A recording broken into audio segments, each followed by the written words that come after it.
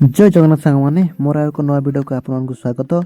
तो सकाळु ये कोढ़िया पाखरे गाधा बधा सारिक मो बाहरी गली मो ऑफिस को ऑफिस को जाइए देखे से मत आज जबार अच्छी बीएचसी लाइन माने बामुनीपाल हाउसिंग कॉलोनी।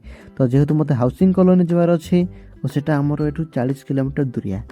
तेणुक सर्वप्रथम मो गाड़ी रिफिलिंग कली रिफिलिंग कर सारिक मु चली बर्तमान बामुनीपाल अभिमुखे। आ बामुनीपाल जीवा रास्ता जेहेतु मत नॉन स्टॉप एबे जबार अच्छी तो भाविली गोटे रिल्स कर दिए कहीकिना मु गोटे रिल्स बनईदेली। आ बर्तमान आपण मैंने गोटे सुंदर कथा जानिबे जे जेमिति आमर शालुआ बणरे माँ तारिणी जगिछन्ति ताको भक्तंकर दुख शुणिया सेमिति आमर ए जंगल मझिरे माँ दांतवाणी जगिछन्ति ताकर प्रत्येकटी भक्तंकर दुख को शुणिया आ माँ को दर्शन कर सारी मु चली बर्तमान बामणीपाल अभिमुखे। आ बामणीपाल गला पर मु प्रथमे मार्केट जहाँ जी पार्सल थी देदेली तापर लंच कर सारिकी मु बर्तमान एंट्री करी बीएचसी रो हेल्प डेस्क को। तो हेल्प डेस्क गला पर देखिबार तो आउ जेन भाई मोर पहुँच जाइछन्ति से भाई ताकर काम सारी सारे। बर्तमान मु पहुँची गली मु मोर जहाँ जी देवार अच्छे ये देदेकिना मु बर्तमान जीवी आर पटे आम टुआर कॉलोनी आड़े।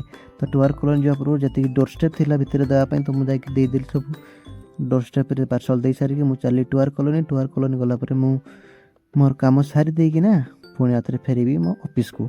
तो ऑफिस जा बाटर देखिबार गोटे सुंदर नजारा आपण मैंने ये ब्रिज पाखे छिड़ा कि मुझे गोटे भिड बनईदेली।